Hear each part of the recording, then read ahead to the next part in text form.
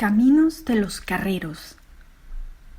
Por la sabana descampada, entre nubes de polvo bajo el sol ardoroso del verano, por las agrias cuestas montañosas, caminos de muchas jornadas y recios trabajos, con la voz del boyero paciente estirándose en el silencio. ¡Arre, güey! La cobija, calada en el invierno bajo la lluvia tenaz, la carrillada perdida dentro del aguasal, la rueda hasta los cubos atascados en los baches, el buey que no ande, el estímulo de la garrocha, la mula jadeante en los barrizales de la cuesta, el fango hasta las rodillas, la humedad hasta los tuétanos, corriendo de punta a punta del convoy, echando los bofes, manejando el garrote, estrangulando en el grito el vocablo arrieril. ¡Mula de carijo! ¡Este maldito animal! Camino de los carreros, jalonado de maldiciones. Paraje del mal descanso, la Josefina, Veladero, Boca del Monte, el trago de caña, el plato de palo a pique, el frasco de chireles, pasando de mano en mano, y la taza de guacharaca en el mesón ruidoso. El cuento de los trabajos pasados y las maldiciones echadas en la cuesta de El Pinar, donde el carrero pagaba sus culpas. La posada de la dura tierra bajo la carreta para el sueño de huesos molidos al despertar. La posada de las estrellas al raso de la sabana para las veladas de los boyeros junto a sus vagones y sus bueyes amarrados a macollas de hierba. Hablaban de Parasco, referían las últimas apariciones del muerto de la Carata, comentaban una y otra vez el crimen de Rancho de Texas. Hablaban mirando hacia la sabana, donde siempre parecían moverse sombras acechantes. Parasco fue un carrero de alma bondadosa, a cuya ánima se encomendaban todos los del Yuruarí cuando se ponían en camino. Un hombre entre los hombres, no mejor que muchos de los de su oficio, que ya también habían muerto o todavía conducían sus mulas, acaso un poco más paciente cuando éstas se les atascaba en los barrizales. De ningún modo un santo, sino un muerto entre los muertos, carrero perenne de un convoy invisible que viajaba de noche, dejando por los malos pasos la carrilada buena de seguir. A orillas del camino está el rústico mausoleo que le levantaron los del gremio para perpetuar la memoria de sus duros trabajos y sus marchas pacientes, y para depositarle las ofrendas de velas, luces para su convoy invisible, a fin de que su sombra tutelar los protegiese durante el viaje o en pago de las promesas hechas cuando se le perdían las bestias, las noches de los paraderos a la intemperie, y una silenciosa sombra blanca los ayudaba a encontrarlas. El muerto de la Carata es un espanto que, según la conseja, siempre referida entre risas, tiene la humorada de aparecer en el sitio de tal nombre, arrea a los ganados de allí, para allá, solo por molestar a los dueños de la finca.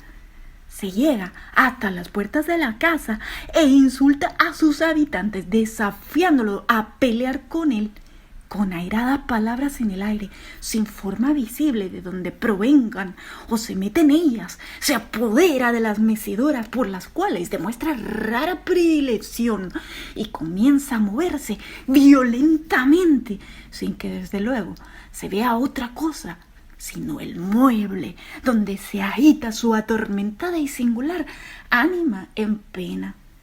Rancho de Texas, finalmente denominábase el sitio donde fue asesinado un correo del oro de las minas de El Callao, que a lomos de mula lo conducía exponiéndose al riesgo de las emboscadas. Caminos del desierto venezolano, sembrados de maldiciones, jalonados de consejas y de cruces en las cunetas donde cayeron los asesinados. Después de la comida, en uno de los paraderos del trayecto, Marcos Vargas y Gabriel Ureña, interesados por la mutua simpatía que se habían inspirado por modo de compensación, el uno con la espontaneidad tumultuosa de su carácter y el otro con su tendencia a sacar de todas las cosas motivos de reflexiones empapadas de un hondo sentimiento de las tristezas y calamidades de la tierra.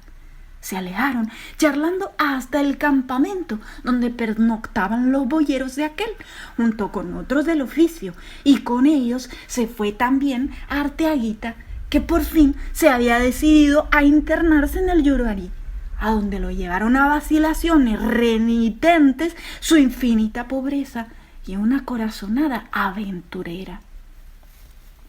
Ya habían oído varios de aquellos cuentos de camino, conocidos, pero siempre interesantes para Marcos Vargas, como todas las manifestaciones del alma popular, hacia lo cual lo inclinaban sus simpatías, nuevos y muy sugestivos para Gabriel Ureña, por estar saturados del panorama visual y espiritual donde se movían aquellos hombres silenciosos, sencillos, pacientes y rudos, nuevo y poco tranquilizadores para Arteaguita, porque los boyeros lo referían mirando de cuando en cuando hacia la sabana, donde a la claridad lunar parecía moverse sombras sospechosas. Era cerca de medianoche y ya los narradores callaban cuando escucharon rumor de gente que se acercaba. Los negros, dijo uno. no, replicó otro. ya los negros pasaron y deben ir lejos. Eran unos hombres que conducían una hamaca colgada de una vara que dos de ellos sostenían sobre los hombros y cubierta con una manta. Es un difunto, observó uno de los boyeros al advertir que la manta ostentaba la faz negra, pues la otra roja se reservaba para los casos de conducción de un enfermo o un herido. ¿A quién traen ahí?, preguntó Marcos Vargas. A don Manuel Ladera, que en paz descanse, respondiéronle. ¿Cómo?, exclamaron todos a un tiempo. ¡Oh, Manuel Ladera! ¡No es posible! Pues mire, lo asesinaron esta nochecita de una puñalada por la espalda en las afueras de San Félix. ¿Yo la parima?, interrogó Marcos. No se sabe, respondiéronle.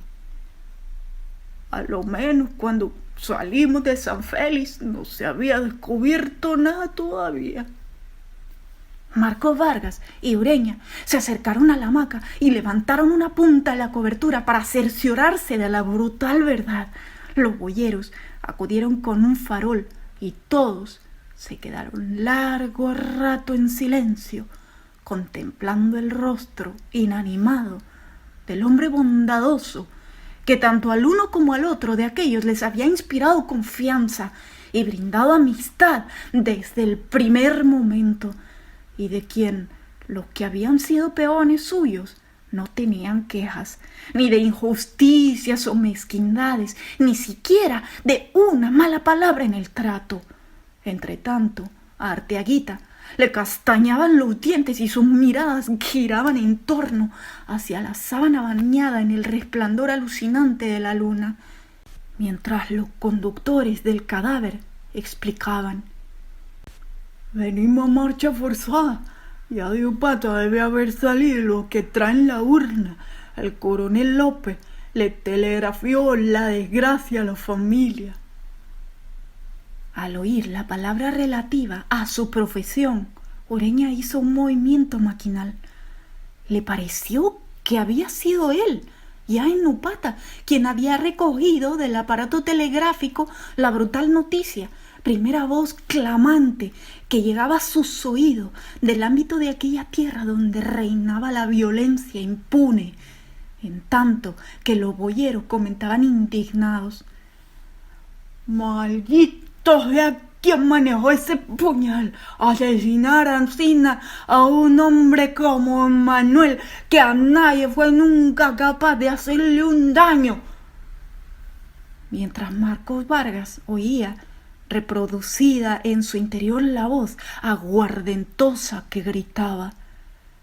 Salúdeme a Manuel Ladera.